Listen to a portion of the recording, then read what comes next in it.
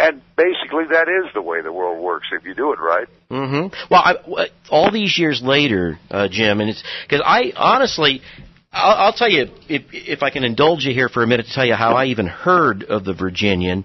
I mean, I was a kid, growing. Nick's laughing because I was telling him the story this morning. He was doubled over laughing. I used to have a neighbor across the street. God love her, God rest her soul, Lucille Tinsley. She was an American Indian woman, smoked Chesterfields like they were going out of style. And we could hear her coughing across the street. Everybody did. But every and I used to be this annoying, kid that would go over there, wanted to play with her. So I was a little kid, and I wanted to know if her son David was home. And every Wednesday, one Wednesday night I went over there and I knocked on the door, and God forbid it was like 7:30, and the show was starting, and I didn't know. I'm not supposed to be bothering her on Wednesday nights. I'd knock on the door, and it was like, "Who is it?"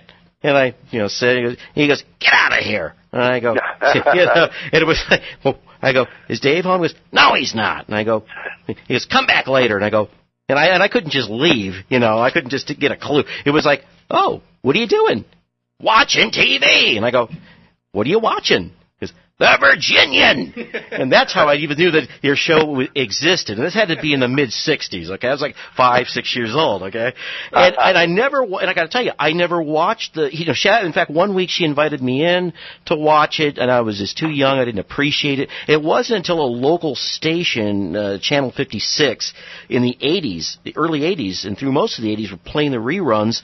And by then, of course, the films were old and everything, and we would watch the films that they would play on the UHF channel, and that's why, Jim, I'm so glad, and that's where I gained an appreciation for the show, and they stopped playing the reruns in the late 80s, and so I think since the 90s on, I hadn't really watched the show until just recently. People were uploading them on YouTube. You made some radio appearances, and that got me renewed interest. But I have to tell you that the one thing that stands out over the years when I would think about the show was one thing, and that was, of course, I would always think of you and Trampus, but the message of the show for me was the work ethic value, the hard day's work for a hard day's dollar. That's what Absolutely. I took away. Yeah, that's what I took away from it.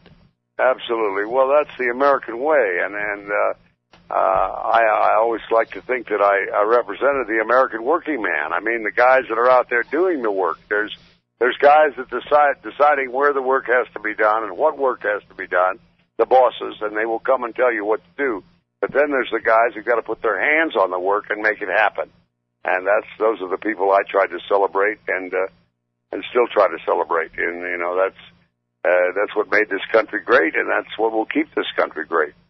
And that also goes for, the great American tradition of the citizen soldier who can drop his shovel or drop his typewriter or whatever he's working on and pick up a rifle and go to war. And that's why we've always been such a great country. Mm-hmm. We have that. And I'm not getting on any soapbox here, but that's something we have to preserve. Well, I think, and that's the importance of the Virginian finally coming out on DVD, because there's generations that haven't seen, of kids, young people growing up that have never seen it. Yes, of course. And what's so gratifying to me is I had a friend call me the other day and say that his 10 and 16-year-old grandsons are coming home from school in the afternoon and sitting down and watching the Virginian without even being told to, and enjoying it. So that's a great tribute and a great source of satisfaction to me, because I think these kids need to see these stories. They're not being told anywhere else. No, that is a tribute. Yeah. No, I agree. Shows like, The Rifleman was one I started with, but your show, obviously, it's timeless because the stories are great stories. And as you say, there are morality plays that really lean towards goods triumphing over evil. And, kids get it. Of course they do. Of course they do. And they get it, and they think about it for the rest of their lives. Sure. I've grown men come up to me quite frequently, and wherever I'm appearing, and say, "Thank you for raising me. Thank you for giving me the values that I use today in my life." And that's a very humbling thing to hear. And of course, very gratifying. That's another attaboy, and I can't get too many of them. Well, maybe Nobody can get too many of them. That's true. Well, maybe you're going to get another one here from North Carolina as we talk to Terry. Terry, you're on the DNA radio show. Hey, how you doing? Fine. You're on with James Drury. Go ahead. Yes, sir. Big fan. Well, good. How you doing? Well, doing fine. Good. We love the Westerns down here in North Carolina, man. Just thought I'd give you a buzz and tell you how much we appreciated the show and your acting and everything. And when we catch reruns, we always try to watch them. The best shows were back then. Well, I'm so glad to hear that, and you've got some beautiful country down there. In the early days of the show, when Clu Gulager came on and started playing the sheriff, we became good friends, and he and his wife had a musical theater at Maggie Valley, North Carolina, and it was an outdoor tent show, and they did Showboat and Kiss Me Kate and shows of that nature, and his wife was a great singer and dancer. And at one point, he told me about the theater down there, and I went down and did a public appearance for him over a long weekend and signed autographs and got people out to the show and tried to build up their audience, and I think it did help at that time. And here is 48 years later, and I'm asked to appear last year, and this year in February, at a place called Pigeon Forge, Tennessee, which is right over the mountain from Maggie Valley. And I'd never heard of Pigeon Forge. I thought it might be a wide place in the road. I got down there, and there's 10,000 hotel rooms in that town. It's like Branson and Vegas rolled into one without the gambling. That's right. We took 4 people from the cast, and we had a marvelous time and a great reunion, and probably plan to go back this year. At least I will go back and bring some other Western stars in for their event, Saddle Up, which happens every year in February. Oh, that sounds great. We're working on that right now, that project, to put it together, and we'll be doing some more. We'll try to catch you there.